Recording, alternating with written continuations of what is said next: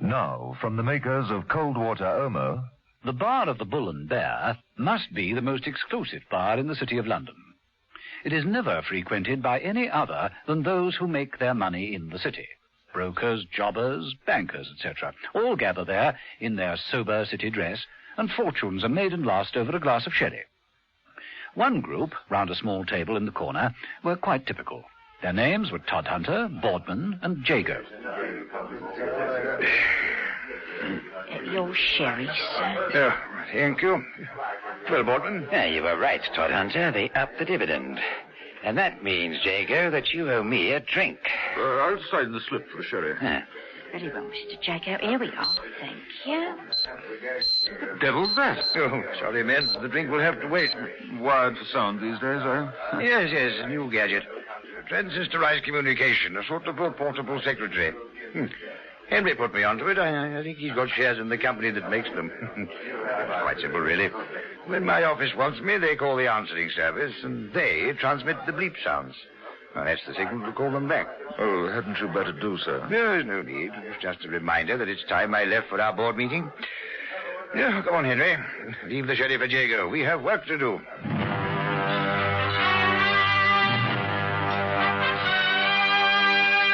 The Avengers.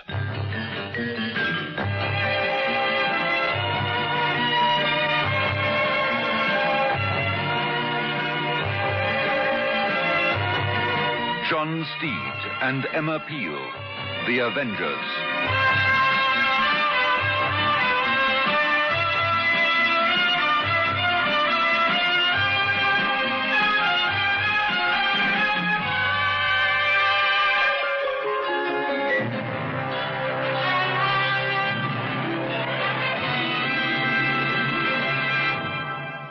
So many women say, once an Omo user, always an Omo user. Because there's just no dirt that can stand up to the cleaning power of cold water Omo. It solves Mrs. Sutherland's washing problems for her. Very dirty oil or grease marks. If you use cold water Omo, there's no trouble at all. It comes out very, very easily indeed. There's no washing problem too difficult for cold water Omo. Over 1 million South African housewives have proved it. Lux is the beauty soap chosen by beautiful film stars around the world. They choose Lux for its rich, moisturizing lather.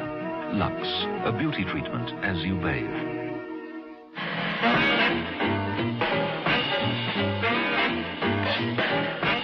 Episode 1 of this story, in which John Steed and Emma Peel find they have business in the city, which starts when someone attempts to dial a deadly number. The man called Jago grinned cheerfully at Boardman and Todhunter as they left the table at the bar and walked sedately over to an old-fashioned hat stand. Todhunter removed his answering service transistor from his jacket pocket and slipped it into the outer pocket of his heavy tweed overcoat. As he did so, a newcomer to the bar seemed to collide with him. Oh, I do beg your pardon. I'm so sorry. Quite all right. Excuse me. Todhunter wasn't to know that the man had very skillfully taken the transistor from the overcoat pocket and switched another similar gadget in its place. The two friends left the bar, and a few minutes later they were back in their respective offices. Todhunter once again removed his overcoat, took the duplicate transistor, and clipped it inside his jacket top pocket. Then he joined the others in the boardroom. I think there is no need to point out, gentlemen, that since the war, full employment and a rising standard of living have become the major economic requirements of this country, accompanied, as is inevitable, by inflation. Todhunter droned on with his address. Various members, replete from luncheon in the Bull and Bear, fixed an expression of earnest concentration on their faces and closed their eyes. Back in the bar of the Bull and Bear, the man who'd bagged into Todhunter consulted his watch and moved to one of the minute telephones. He smiled grimly as he began to dial a number.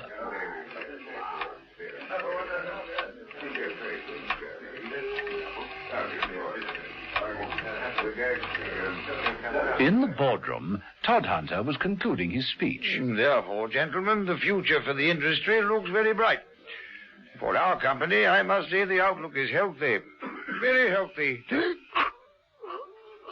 Not so healthy for Todhunter, who at that point swayed on his feet, clutched at his chest, tottered, and collapsed face downwards across the boardroom table, knocking over a water cone.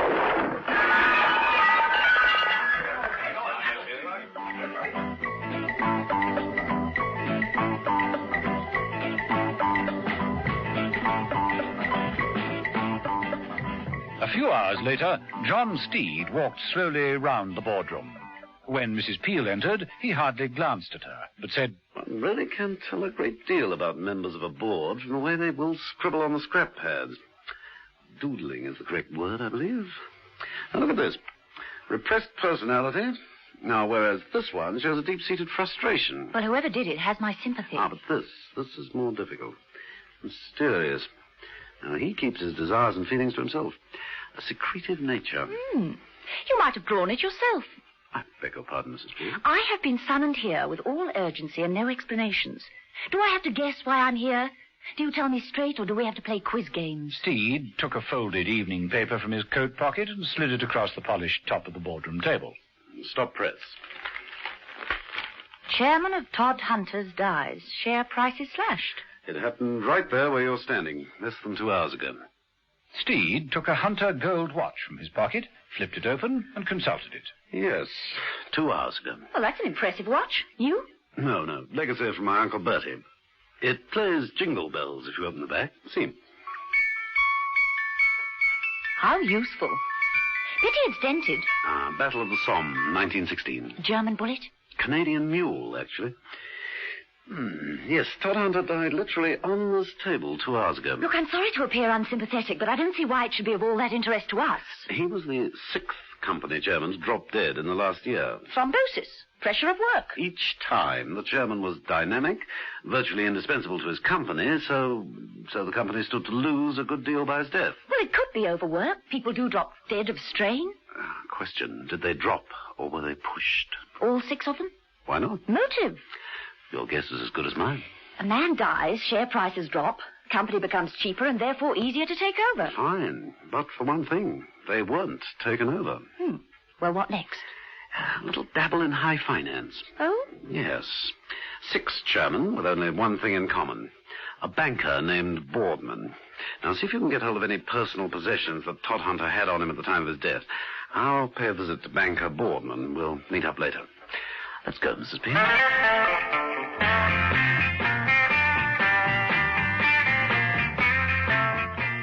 Boardman's, like most merchant bankers, operates from a parlour. A large ornate room with a grate, thick carpets, and 2 ornate desks at opposite ends of the room. The room itself is panelled and lined with portraits and framed accounts. There are 2 doors, one Mr. Henry Boardman's, and the other his partner John Harvey's. When John Steed entered, Henry Boardman stopped signing letters and rose to greet him. My apologies, Mr. Steed. Will you take sherry and biscuits with me? Thank you. It's a charming place you have here. Nice to see old traditions maintained. Yeah, virtually unchanged in 147 years. Since the bank was founded, in fact. Well, you come to us most highly recommended, Mr. Steed. Your bona fide is excellent. Yes, most excellent. Thank you. Yeah, the nature of your business? Money. Yeah, naturally. Shall we say £1.5 million? All right, then let's make it 2 million clear. Nice round figure, eh? Helps keep the accounts tidy. Mr. Steed. Just for a start, of course. We may want to double that figure eventually, but... Mr. Steed, I admire your attack, but even on the strength of these references, a loan of £2 million would be... Loan? Oh, my dear chap, no, you misunderstand me. I haven't come here to borrow. I want a deposit. Deposit? £2 million? If we can agree on the proper way to invest it. You see, I represent a trust fund set up by one of the armed forces. We have very substantial funds to invest and thought that one of the better merchant banks might be the best way of placing them. More than that, I'm not at liberty to say at the moment. Not until I'm quite sure that your bank is the one to do business with. I'm sure you understand. Oh, absolutely. You're looking the market over, so to speak. So to speak, yes. Well, Mr. Steed, I think you have made a wise choice in coming here first. This is your first call. I can see you're as wily as your reputation, Mr. Boardman. Can I offer you a cigar? A custom roll? Oh, no, thank you. No, too early. Yes, I feel at home here already. The air of ordered calm, a feeling of solidarity, of financial wisdom.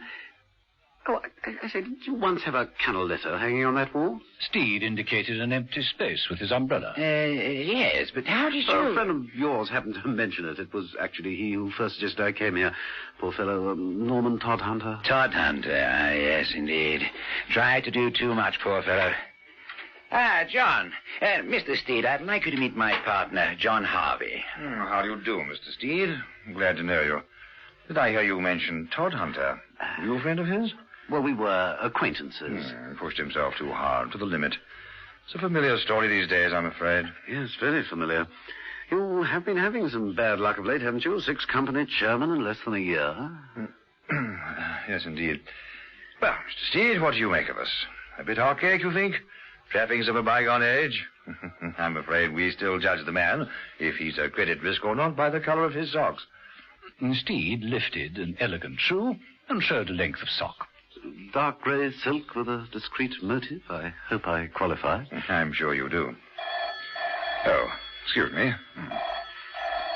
Oh, by the way, Miss Bourne, could you put me on to a good broker? The best. Frederick Ewell. Using myself. This car will introduce you. Oh, thank you. Oh, and this is my address. I'm giving a little house party on Thursday night. You know, I'd be most honored if you could attend. I'd be delighted.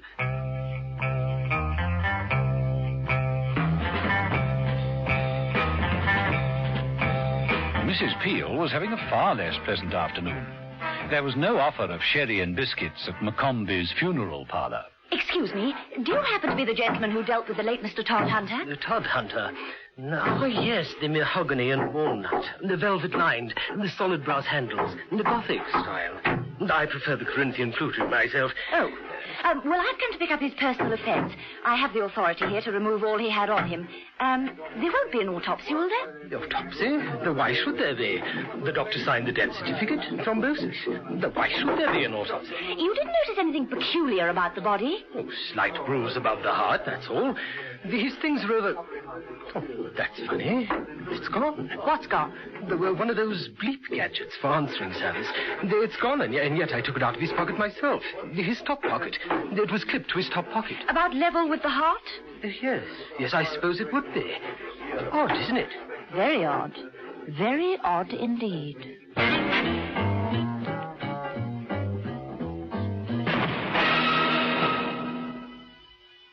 Shield gives a confidence that actually shows. In your eyes. Put on Shield deodorant and it's dry in seconds.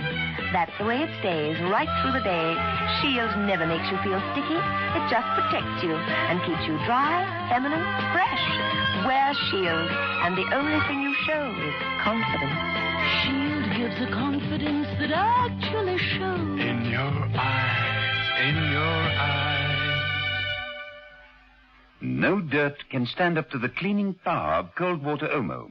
Mrs. Whelan had to wash greasy overalls. And I thought, oh, well, I won't worry. I'll stick it into cold water Omo, and sure enough, every bit of grease is out. Once an Omo user, always an Omo user.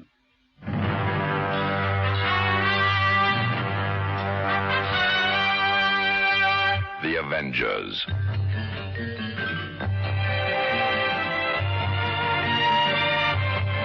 Listen every evening, Monday to Friday, to John Steed and Emma Peel, The Avengers. Brought to you by the makers of Cold Water Omo. The Avengers. Donald Monat as John Steed and Diane Appleby as Emma Peel is adapted and directed by Dennis Paulbig and produced by David Gooden.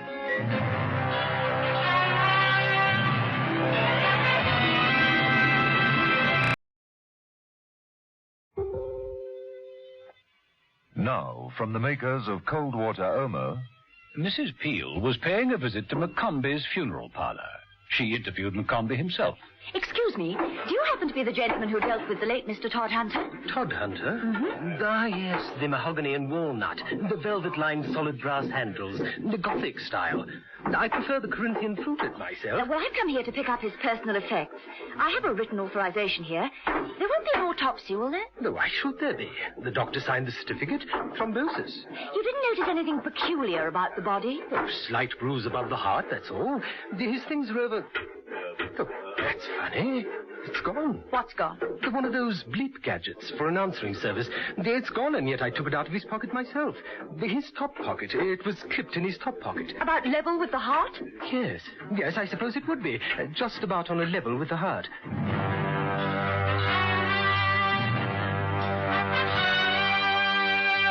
The Avengers.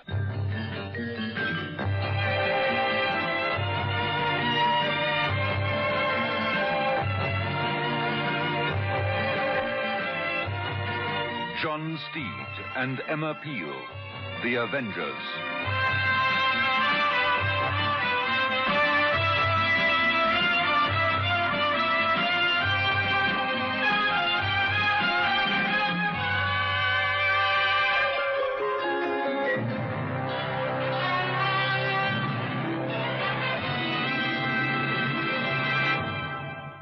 Softness is a thing called comfort. Comfort is the wonderful new fabric conditioner that not only softens but actually rinses out hardness, rinses in a new kind of softness. Comfort leaves your wash refreshingly young and bouncy again. Just a little comfort in the final rinse gives a lot of comfort to your wash. Softness is a thing called comfort. Shirley Ann Field chooses Lux for her complexion. I always use Lux. I find it so very rich and creamy, and I love the perfume. Like Shirley Ann, choose Lux for your complexion. Lux, a beauty treatment as you bathe.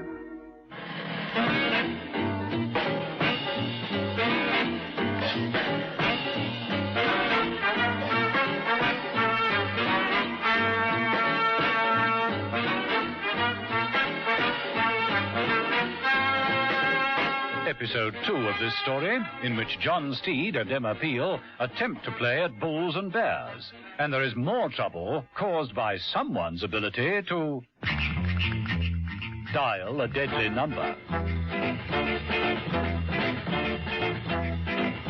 John Steed, investigating the strange deaths of several company chairmen, had called upon Henry Boardman, the merchant banker, and over sherry and biscuits had got to know a little of the company's business.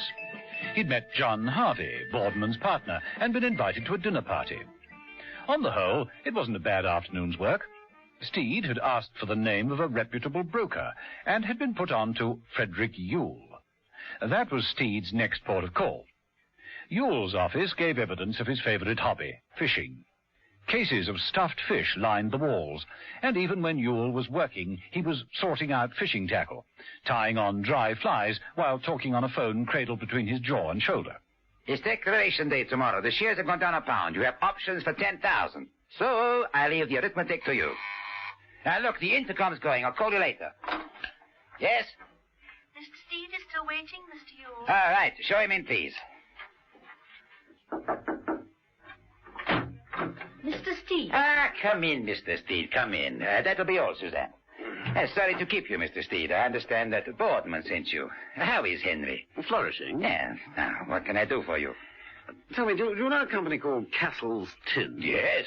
Well, Chappie in my club seems to think they're a good speculation. There are 2 occasions in a man's life when he shouldn't speculate. When he can afford it and when he can't. Yes, well, thank you for the advice. That's not mine. Mark Twain. Now, he was another fisherman. There's nothing to touch it, fishing. The thrill of pulling in a really big one. Do you fish, Mr. Steed? Well, you might say I was always fishing around. I can't get away as often as I should like, Scotland, the place, Caught a salmon last year, as big as... Well, it was pretty big.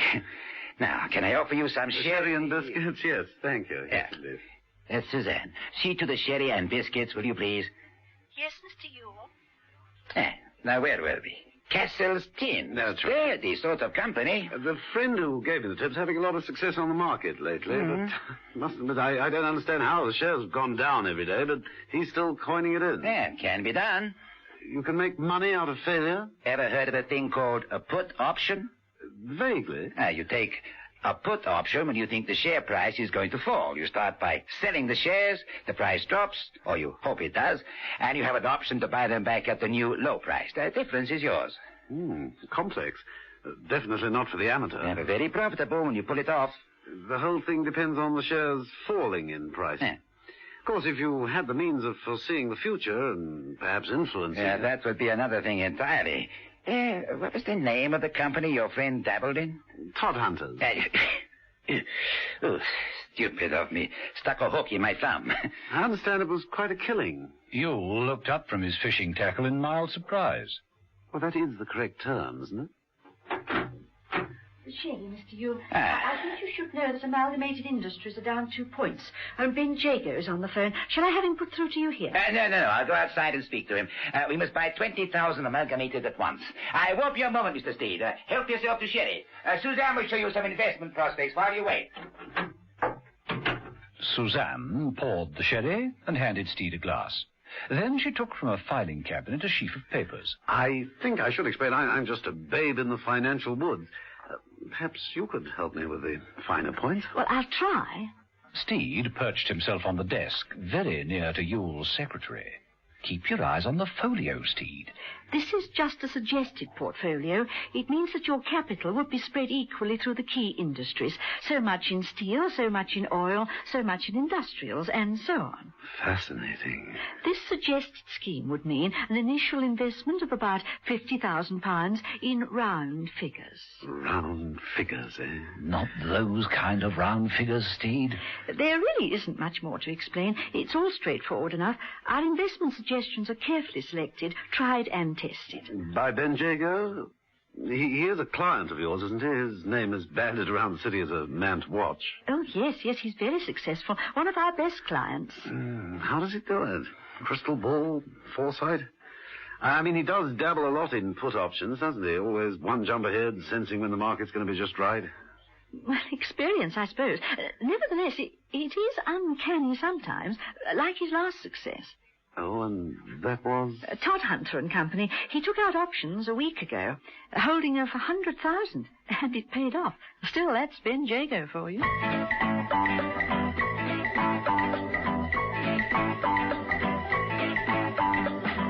It was inevitable that John Steed should find his way to the bar of the Bull and Bear. That's where the money action is, and that's where one had a jolly good chance of meeting Ben Jago. A loudspeaker was giving the latest information as Steed entered and headed for a corner table. Coppers were quietly firm but made a mixed showing. Oils hardened, but rubbers were neglected. Banking and insurance showers were on the dull side. Waiter! What the devil is a blue chip special? Oh, it's one layer of prawns, one a scrambled egg, mayonnaise, and freshly toasted rye bread. I can recommend it, sir. Oh, good. Now, at least one of us will enjoy it. A coffee, sir? Quinoa with just a dash. A vodka to start with. Thank you, sir. Of course, you shares while you're waiting? It'll take far too long. Anything further, sir? Yes, is Mr. Ben Jago in here? Oh, yes, sir. There he is, sir. Look, down there at the end of the bar, making notes on the back of an envelope. That's Mr. Jago. Oh, thank you. Thank you very much, waiter. Steed tipped the waiter, casually picked up his newspaper, and noticing a very attractively dressed woman leave Jago's side, moved across to the stool. Jago was still doing calculations when Steed said, Excuse me, aren't you Ben Jago? Yes, that's right. We share the same broker. Charlie Bingham. No, Ewell, Brian Ewell. One can't be too careful. Sit down, Mr. Steed, John Steed. I do apologize for the interruption. No, not at all. They put you into Gibbs Electronics? Not yet, no. See, they don't. Don't like the smell of them. Oh, well, thank you for the tip. Your vodka, sir. Oh, thank you. No ice. House rule, sir. Really? Oh, a dealer from Wall Street once asked for a bourbon on the rocks. 2 brokers dropped dead on the spot. Tell me, Jago, how is all this done? I mean, it's as remote as water dividing to me. Oh, mainly by guess and good luck. Oh, I don't believe it. Ben Jago, one of the shrewdest in the city. That's what my guidebook says. Then it's time to buy yourself another guidebook. No rules you can offer me? Buy when they're friendless. Never wrong to take a profit. They're only half-truths. All of them. How do you know about Todd Hunters, for instance? I mean, that was more than a half-truth. It was a hot tip from our broker. Wish he'd told me about it. Patience, Mr. Steed, patience. There's a devil a lot of fiddling before Rome was burned, you know. Yes, well, just remember if there's a fiddle going on, I'd like to get in on it. Don't take too many risks. Remember, even Nero got his fingers scorched. Good day, Mr. Steed.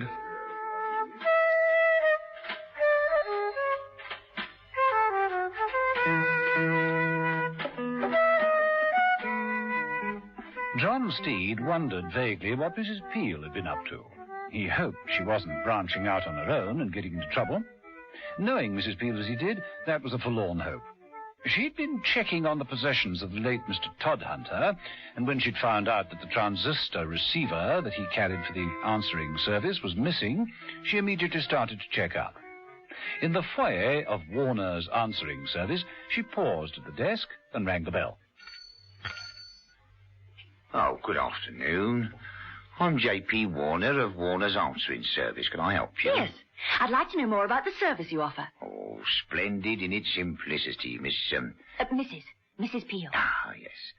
The scheme operates along the lines of many used in hospitals. Subscriber carries a bleep for his person. And then if he's ever wanted, the machine bleeps and he takes a radio message telling him who wants him and what the telephone number is. What's the range of this service?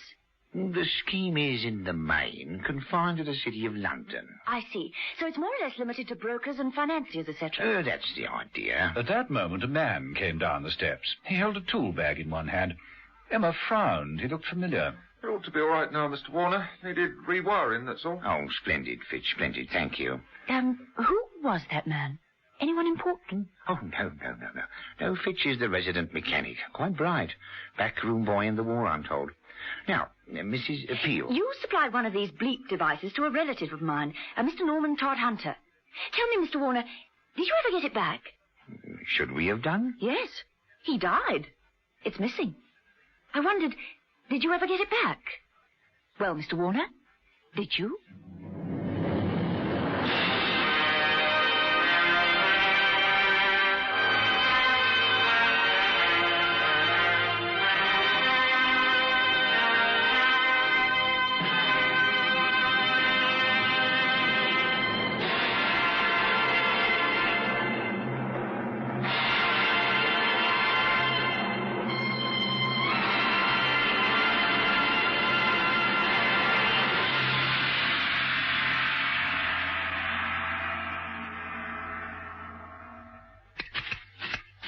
And with a vicious uppercut, Jimmy Anderson finishes trimming his whole hedge in just 3 hours, 11 minutes.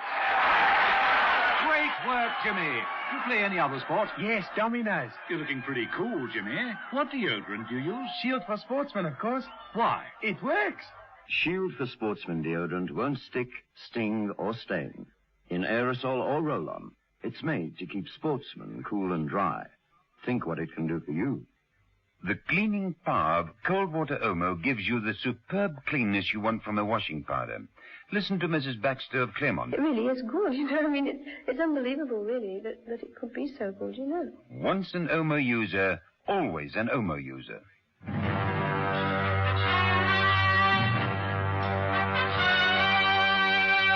The Avengers.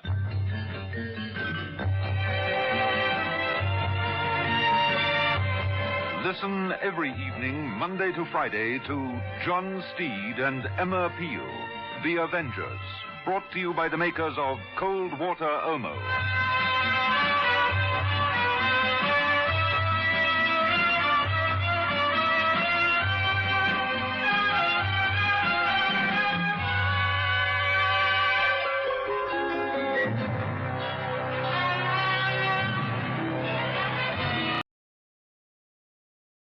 Now, from the makers of Cold Water Omo.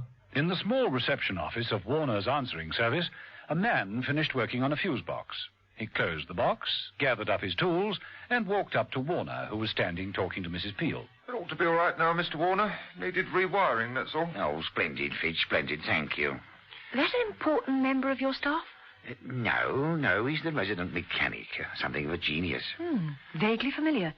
I think I must have seen him before. Oh, I doubt it. Fitch isn't exactly social. Keeps in the background, you know, very much so. In fact, I believe that during the war he was very much a backroom boy. Funny fellow, you know. Give him a couple of bits of wire, you'll have a shortwave radio before you can say Marconi. Oh, but I'm digressing, Mrs. Peel. What can I do for you? You supplied one of your bleep devices to a friend of mine, Norman Todd Hunter. He died. I wondered if you ever got it back. Very easy way to find out, Mrs. Peel. The ledger. Warner crossed over to a counter, delved beneath it, and pulled out a large ledger. He began paging through it. Peters, Thomas... True goody. Fantastic name. Yep. Todd Hunter. No, it was never returned to us. I wonder why.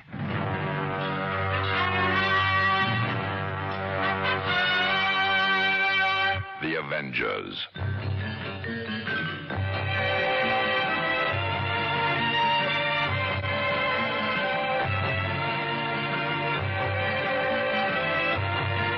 John Steed and Emma Peel, The Avengers.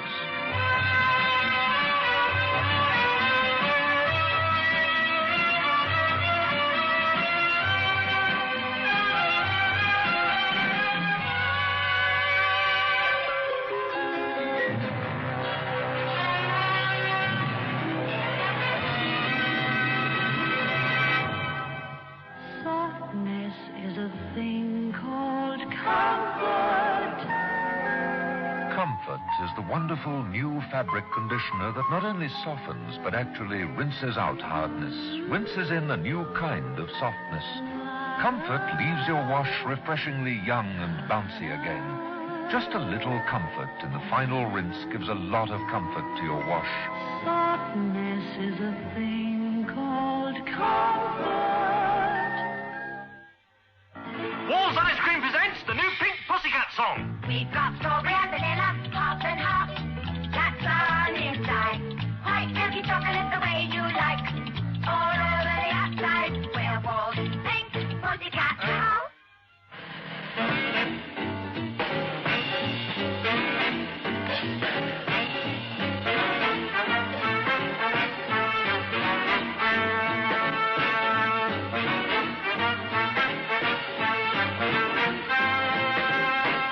Episode 3 of this story, in which an attempt is made to knock out John Steed, and Emma Peel realizes that someone could quite easily kill him if they were able to dial a deadly number.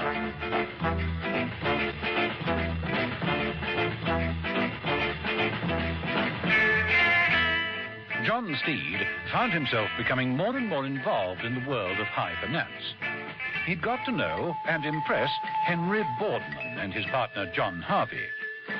Boardman and Harvey were merchant bankers and completely taken in by Steed's unlimited credit and fantastic letters of recommendation. Steed had got himself a broker, Brian Frederick Yule, and made many inquiries into the business dealings of such city men as Ben Jago, who seemed to have unerring judgment when it came to investments. At a dinner party at the Boardmans, Steed arrived, in immaculate evening togs, rather early. He gazed around the penthouse suite, accepted a drink from a waiter, and turned to John Harvey. Yes, this man, Ben Jago, is amazing. The last success he had depended almost completely on the death of the company chairman. It's almost as if he knew that Todd Hunter would die. No, that's fantastic. Jago is shrewd, we all know that, but that's too shrewd to be true. My reaction entirely. Here's our host. Yes. Steed, good evening to you. Steed, I don't think you've been introduced to my wife. No, I haven't had that pleasure. Ruth, my dear. This is Mr. John Steed. How do you do? I'm delighted to meet you. Thank you. You are going into business with my husband. Well, let's say he's showing me the ropes. Oh, you are not in the city. Not often. And let me borrow, Mr. Steed. There is someone I would like him to meet. Oh, pleasure. That's the beauty of parties. One's always meeting people. It's a small world, Mrs. Boardman, isn't it? Ah, so they say, Mr. Steed. So they say. Ruth Boardman linked her arm casually through John Steed's and led him across the room to where a beautiful young woman was talking to a group of solemn-faced, white-haired men. My dear, this is Mr. Steed, another non-financial animal. Mr. Steed, Mrs. Emma Peel. Delighted to meet you, Mrs. Peel. Good evening, Mr. Steed. My dear, it's dinner in 10 minutes, all Oh, right? I will go and see about it. Mrs. Peel is another of our clients from Barbados. She arrived recently. Recently? I arrived last week. You surprise me. Why's that? Well, so little tan. It's the rainy season. Ah, yes, of course. Excuse me, Mr. Boardman. You have to make a telephone call. Yes. Please excuse me. Don't be long now, dear. It is your idea to eat early. I admire your view. Beauty of a penthouse, of course. Oh, it is pleasant, isn't it? Restricting, but it is better for Henry. He can have a rubber of bridge at his club and still be home for dinner. You've given up the country house? Alas, yes. Would you excuse me again? I won't be a moment, but Henry is so fussy about the temperature of his wine. The rainy season, indeed. Well, it's true. The annual average, 36 inches, half of which falls between September and November. Next question. How long do we have to wait for the rest of the guests? I'm starving.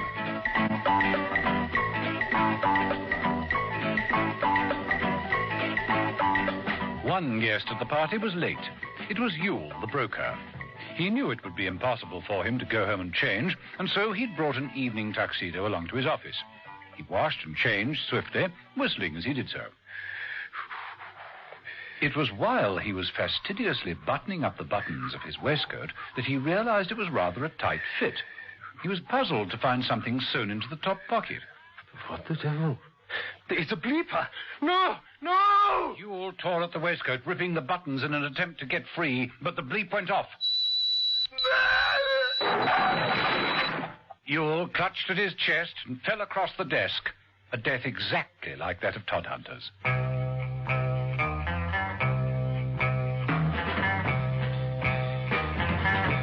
Back at the Boardmans, the dinner party had proceeded to the coffee, brandy, and cigar stage.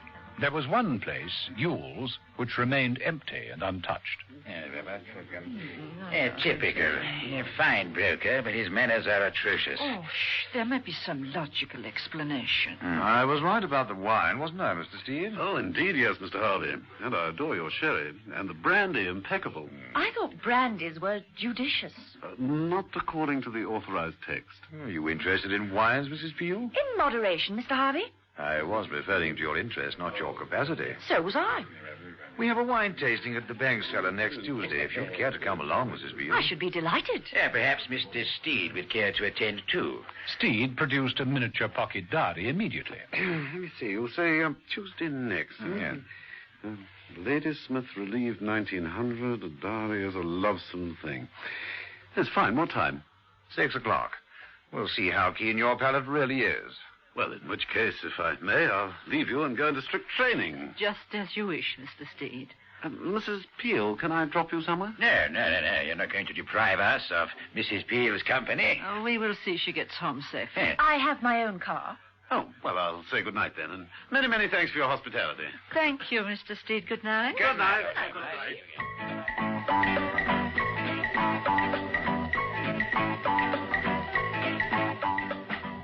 Steed had parked his car in the garage of the basement. It was very dark. Steed's footsteps echoed hollowly as he tried to locate the parking bay. Steed walked jauntily forward, still smoking his cigar. Then he stopped. That's strange. Cigarette stub. Still smouldering. We are not alone. Steed unbuttoned his evening jacket and reached for his gun. At that moment...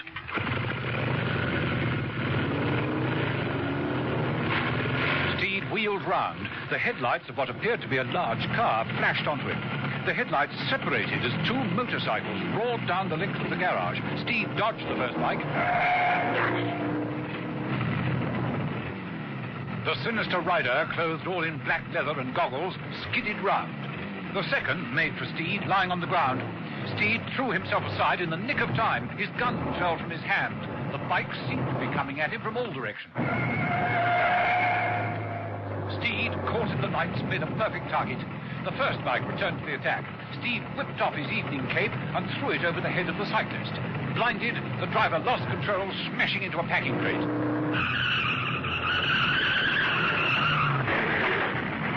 Steed sprinted for his fallen gun. The second rider swerved and headed to cut him off. got to the gun, fell forward and fired at the approaching headlight. The headlight went out, but somehow the rider managed to regain control. He roared up the concrete ramp, his footrests striking a shower of sparks.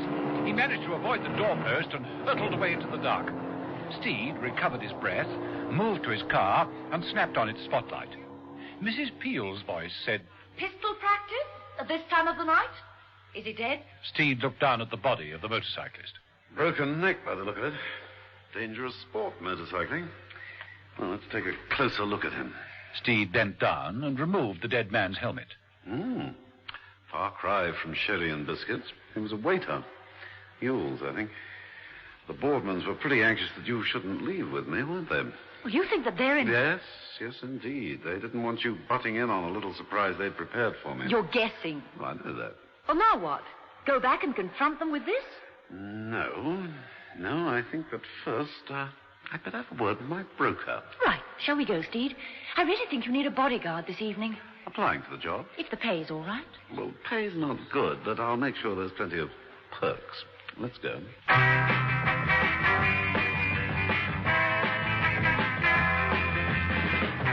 A short while after that, with the aid of his skeleton keys, Steed obtained entrance to Yule's offices. Yule's body now lay on its back.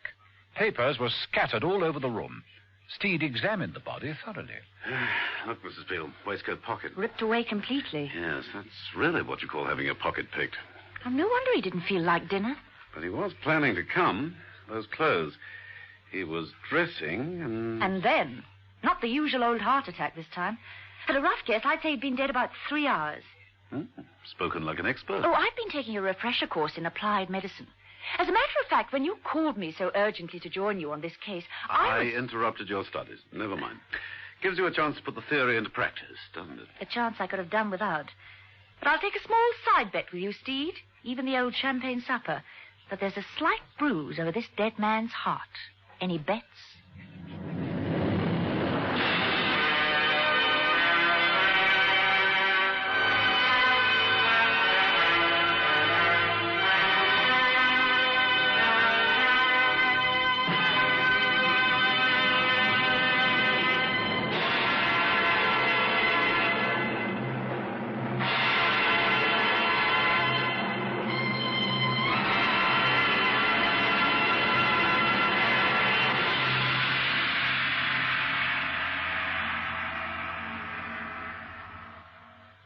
What is this new kind of cleanness women are discovering for their dishes? It's sunlight cleanness. What's sunlight cleanness? A fresh, sparkling cleanness you've never known before. Why fresh? New Sunlight Liquid has real lemon juice. And sparkling? Sunlight Liquid is concentrated.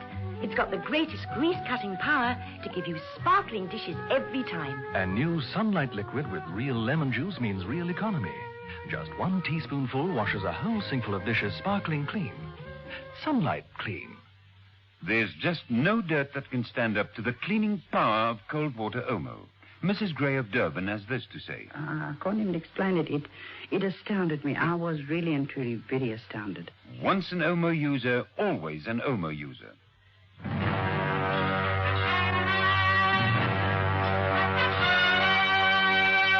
The Avengers.